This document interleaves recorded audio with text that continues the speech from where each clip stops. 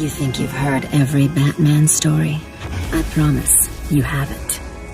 I wouldn't have believed it myself if I hadn't seen it with my own eyes. And this time, curiosity almost killed this cat.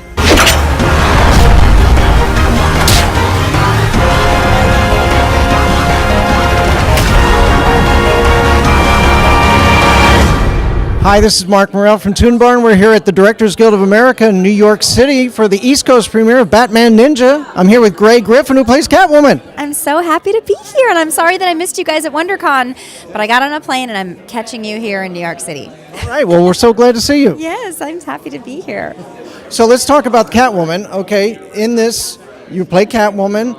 You've played Catwoman before. All right, let's compare your Catwoman in Batman Ninja to Infinite Crisis. Well, when I'm doing the video games, I've done all the Arkham video games and the Infinite Crisis, and I'm doing a ton of fighting in those. I fight in this movie too, but I'm not quite as masculine in this movie as I normally am. I mean, she's not masculine, but when I'm Catwoman in the video games, you know, are just a little bit deeper sounding. But in this movie, I kind of lightened her up a little bit because she's wearing these beautiful feudal Japan outfits and veils and whatnot. So when they show the Arkham Asylum at the very beginning of this movie, you're actually the narrator. Yes, right? Yeah, I am. Yeah. So, and I just love where this movie goes. I don't want to give anything away, but this is one of my favorite Catwomans that I've ever done. Have you had a chance to see the whole film? I have. Okay. What are your thoughts about, like, visually, what really blew you away about this? Well, it is a feast for the eyes. The whole film is incredible. I love how the anime kind of changes throughout to kind of serve the story. I have to say, when I was in the booth all by myself, I didn't know what I was about to go into. They said, you're going to come play Catwoman in a movie. And I thought, okay, great. So I go, and then I'm like, oh, my God, this is gorgeous anime. This is amazing. And I couldn't believe they didn't get a celebrity to do it.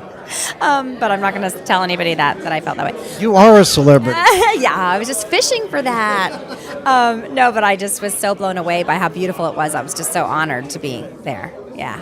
So have you ever cosplayed any of the characters you've ever played? I've cosplayed Azula from Avatar: The Last Airbender. And I did Daphne for Halloween once. I would love to. I've been working out with weights recently. You can't tell in this flowy thing, but I haven't. I've never exercised in my entire life, and now I'm like, I need to get a cat suit. I could cosplay myself. You could do Selina Kyle. It'd be fun. I think I could.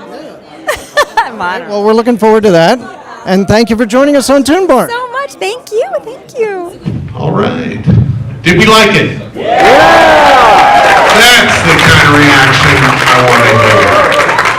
She is the Wonder Woman for the DC Superhero Girl. She's been Daphne for the Scooby-Doo franchise for 19 years. She is our, oh my God, there's so many things. She's done Catwoman and Selina Kyle for numerous productions. And you know, where's our Selina Kyle now? GREY Griffin.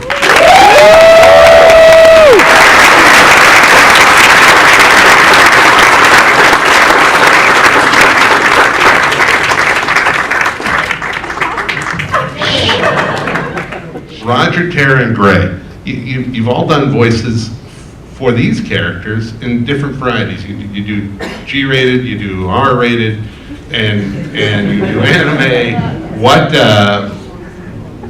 do you have to do differently, and especially how did you do anything differently for this film?